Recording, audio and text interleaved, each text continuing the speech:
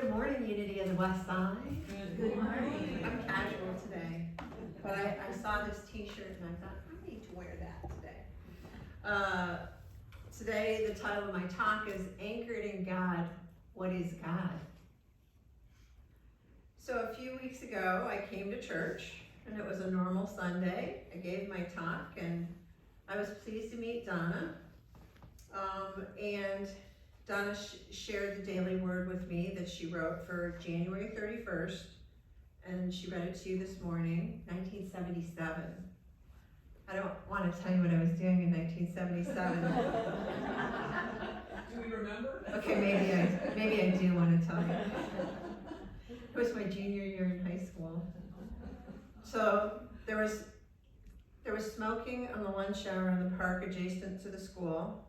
I'm not going to tell you what was being smoked, but it wasn't a ham. I drove a little green and white Ford Comet that I had bought for my sister. I worked at the bowling alley snack bar for gas and insurance money. And there were lots of outrageous good times with boys and friends in high school. And the Girl Scouts. They were even crazier. And the drama club. That year I played the Jewish mother in our high school musical, Bye Bye Birdie. She didn't sing, thank goodness. I was ripe with possibility and I was squandering it all over Allen Park in the Detroit metro area.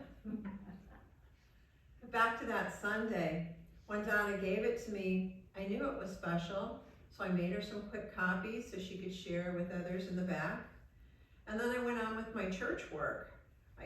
Counting the Sunday plate and blessing it, blessing the prayer requests and packaging them up. And I put Donna's beautiful writing in my purse and I found it when I got home and I sat down and I read it. It moved me so much and it was the last thing on my mind before I drifted to sleep. Anchored in God. When I woke the next day, it was still on my mind. And I wondered about being anchored in God. And the question that came in my prayer was, what is God? This wonderful anchoring force that is the great creator to my native ancestors, the Father to my Catholic family. I was asking myself, to me, what is God? So I just started to answer that question with Charles Fillmore's original teachings. In the correspondence, Jane, can we do a slide? In the correspondence course from Series 1, Lesson 1 on Metaphysics, which is the TAN book, Mr. Fillmore wanted us to know, what is God? So he started off with the nature of God, and we say it here every week. The nature of God is absolute good. There is but one presence and one power in all the universe, God the good, omnipotent. Mr. Fillmore thought it was important to teach that God is not a person. Of course, it's difficult for individuals to let go of the notion that God is a person. This is understandable. Almost all the words we're accustomed to hearing about God are words that we must use when we're talking about persons. Even Jesus personified his realization of God by calling him the Father. But Jesus was not defining God when he spoke of the Father. Jesus was naming his feeling of relationship by using the word Father. He also used the simple word good in describing God. Spirit is not a person. Good is not a person. Good is a principle beyond definition. And so it is with God. Now, Mr. Fillmore went on to teach about being God. Being God, the mind of the universe, composed of archetype ideas, life, love, wisdom, substance, truth, power, peace, and so forth. He said God is being, omnipresent, present everywhere, omnipotent, powerful, omniscient, all-knowing. It is the fullness of God. the all good. Mr. Fillmore frequently used the word being as a synonym for the word God Jesus. He wanted us to know about the two aspects of being. Did you know that being has two aspects?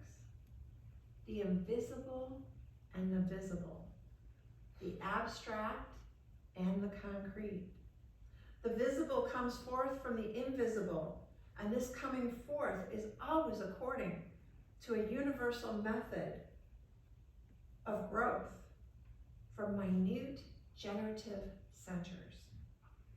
All forms are built according to this law from center to circumference. And that is the method of growth throughout the universe. Mr. Fillmore wanted us to know God is spirit. Spirit is not matter, and spirit is not a person. In order to perceive the essence of being, we must drop from the mind the idea that God is circumscribed in any way or has limitations, usually ascribed to persons, things, or anything that have form or shape. God is love indeed, but God is even more than love. God is the creator of all love and the eternal source of all love. For most persons, the most enjoyable of all experiences of the presence of God is the love that God has for us. God is love is a truth that is being felt more and more strongly in human hearts as evolution proceeds. Fillmore ends with this: Jesus Christ was the seed man of his New Age thinking, and we are the beneficiaries. God is love is now very, very, very real. Now, another metaphysical source says, in the absolute sense, God is infinite being, the one presence, the one power in the universe, the creator, the sustainer of all life. God is the originating cause and continuing source of all being and all creation. In the relative sense, God is spirit individuated, and man becomes to man the personal loving father who always welcomes his child, who cares for his child, guides, protects, shelters, feeds, clothes, comforts, and sustains his child. God is to man the presence and the power that is his help in every need. Now, when I learned metaphysics in ministerial school, we were taught, however, they were not using the word God, but using the word beingness, oneness, and divine. They said, God is one of the most traditional words that we have for what we also call spirit, oneness, beingness, or divine mind. Sounds like God to me. Other words for God without using the word God are principle, the sacred, mind with a capital M. The small m is our human mind. Superconscious mind, Christ, I am. In Paul Hasselbeck's book, Metaphysics, A Deeper Look at Unity Teachings, he wants us to know also that oneness and beingness is not a being, not a person, not an entity. So I think that's pretty important, because since Fillmore taught the same thing. And the other part that is paramount in both teachings is that God is all good. Paul Hasselbeck goes on to say, mind is the greatest storehouse from good which man draws all his supply. If you manifest life, you are confident that it has a source. If you show forth intelligence, you know that somewhere in the economy of being, there is a fount of intelligence. So you may go over the elements that make up your being, and you may find that they draw their sustenance from an invisible and, to your limited understanding, incomprehensible source. Now, all of this was lovely, but where I finally landed was a unity teaching from an old book of talks given at Unity of Louisville, Kentucky by Reverend Charles D. Lely, and I resonated with this. So I'm going to paraphrase him, but basically, you may think that for a minister, the question of what is God is a simple one. After all, I went to seminary for 5 years, and I've been studying about God for a long time. But as I've often admitted to you and to myself, I really don't know in totality what God is. I know a lot of things about God, but if someone came from another planet and asked, what is God? It would be difficult to answer. When you were a child and you asked that question, you probably got an answer to this effect. Well, honey, God made the earth, the stars, the moon, the sun, and after you thought about it for a while, you said, well, who made God? And then you got absolute silence because the person you asked didn't know what to tell you. If you keep going deeper in your questioning, you'll eventually come up with a limitation, because a great part of that limitation consists of language. There are difficulties in language because of our limitations of our mind. Only in the words and symbols that we use can we bring forth something to tell you or ourselves what God is. In some kind of conceptual knowledge, we have to say that God is love, or God is wisdom, or God is intelligence, or God is all presence. But those are words. Think about it. There's a great mystery beyond the words. Now in Unity, we're not satisfied with reading words. Have you gotten that, Bible folks, that we're all there? We're not satisfied with merely reading words. We believe that it's an experiential type of spiritual journey, that each of us should experience firsthand something of what we individually think God is. If we don't have some kind of spiritual activity going on every day in every avenue of our lives, then nothing is really happening. Much of our concept of God may come out of books or out of sermons, but more importantly, it has to come out of our lives, out of nature. It has to mean something to us. It has to come alive and have activity. Paul's message is going to serve as a basis for trying to discuss some of these things. In Acts 17:22 through 29, Paul was in Athens, and he said, "Men of Athens, I see above all things you are extravagant in the worship of idols. For as I walk about and view the house of your idols, I found an altar with this inscription: This is the altar of the unknown God. Yea, therefore, while you know him not, but yet you worship him. This is the very one I'm preaching to you about." In other words, Paul was saying that the God of the unknown is the one we want to talk about. Not all of the idols, not the attributes of God, not what you think God is, but the one who is the greatest mystery, is the one who Paul said, I've come here to talk about that one. He went on to say, "For God who made the world and all things therein, and who is the Lord of heaven and earth, does not dwell in the temple made with hands, neither is he ministered to by human hands, nor is he in need of anything. For it is God who gave life and breath to all men and all women. And God has made the blood of all nations of men to dwell on the face of this earth. And God has appointed the seasons by his command. And God sets limits to the age of men, so that they should seek and search after God and find God by means of his creation. Because God is not too far away from any one of us. For in God we live and move and have our being.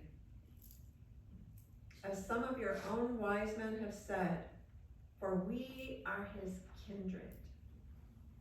Now finally, we have a beginning of something that I can talk about and that I can resonate with. That aspect of the unknown God. If you think in terms of your own personal search, there's a great mystery there. And you're not in any way going to plumb every aspect of what that mystery is. If you think about it for a while, that you realize that it's always rather good to have that mystery. Because when you truly know something inside and out, it seems to lose its luster. And it's only a matter of time that you find out that you know nothing about it. when there's always something more, something coming forth that you haven't quite figured out or apprehended. Then you have an opportunity for an exciting adventure, to go forth and discover new things about yourself.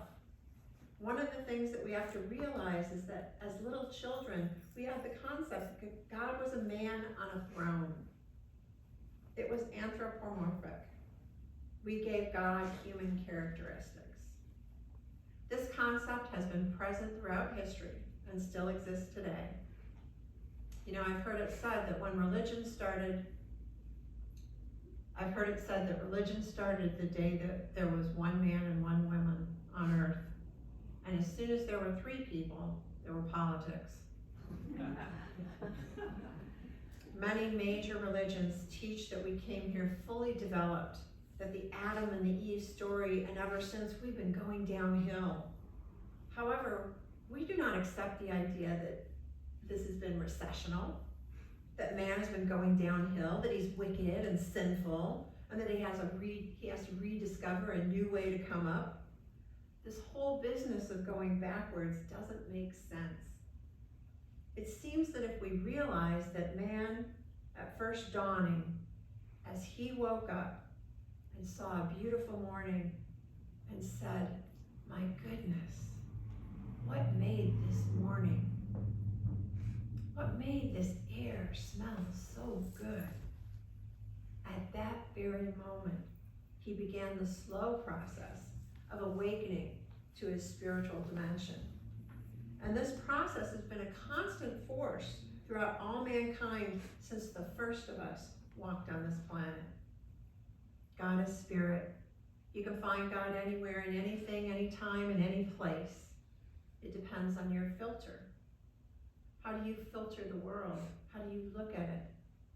Because God does not change. We change. It's our attitude. God is not something up there saying, "I like someone else better than you," and making judgments that we expect human beings to make. We have to recognize that these are thoughts that will give us a great deal of trouble. God is spirit. God is divine mind, and we're taught that what we're talking about here is principle, a principle of life, something that lives beyond. We're not saying that God is a spirit. We're saying that God is spirit. And again, spirit is an awkward word because there's negative connotations or ideas or limits. Teresa's gonna like this. If we narrow our statement down to God is, or to merely God, now we discover omnipresence. And again, we're getting close to an experience. Even though we can't put words of what omnipresence actually is, we have a feeling of presence that permeates our life. We have a feeling of strength. We have a feeling of power. We have a feeling of guidance. And we can experience all these things because they're present within us. And this is not the totality of God, but it is God moving in and through me. And I live and move and have my being in Godness and in beingness. Omnipresence is an experience. So it's time for a story. A little boy was coming home from Sunday school. He was a little tired, walking zigzag course and kicking up the grass a little bit, and he found a caterpillar. And he laid down on the grass and he studied the caterpillar for a while. And then he stopped again and there was a milkweed pod. And he blew out the milkweed pod and watched all those wonderful things fly through the air. And then he got down on his hands and knees, pulled up a piece of sod, and he found a snail. A neighbor had been sitting on his lawn watching the little boy, and he thought he'd go up and talk to him. So he asked the little boy what he'd been doing that morning, and the little boy said, "Well, I went to Sunday school and I learned a great deal about God." The older man said, "Well, I'll give you a brand new dime if you can tell me where God is."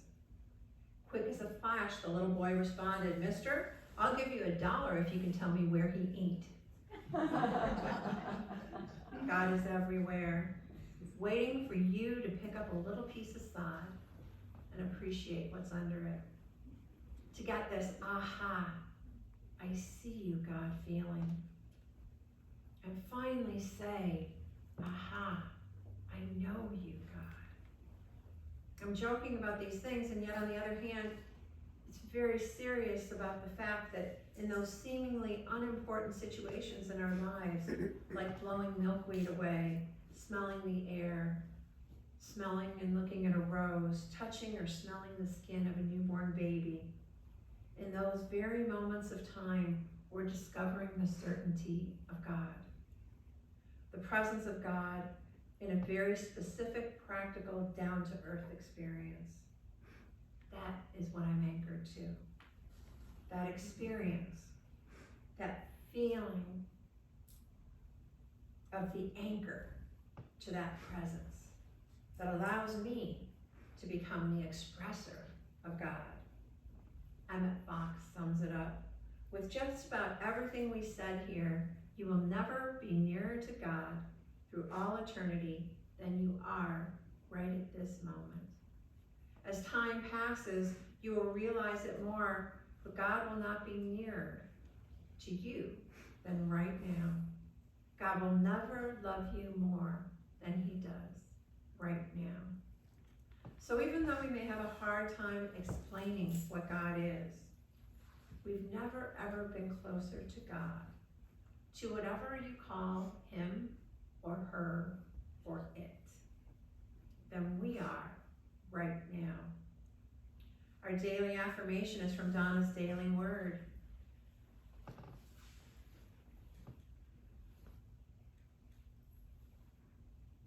So I anchor myself in God, and I am serene and strong.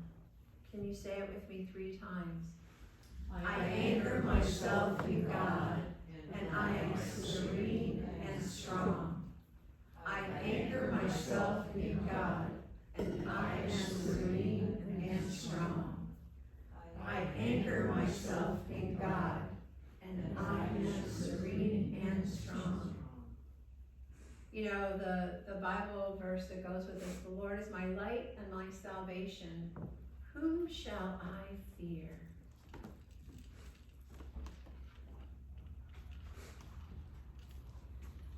Namaste. Namaste.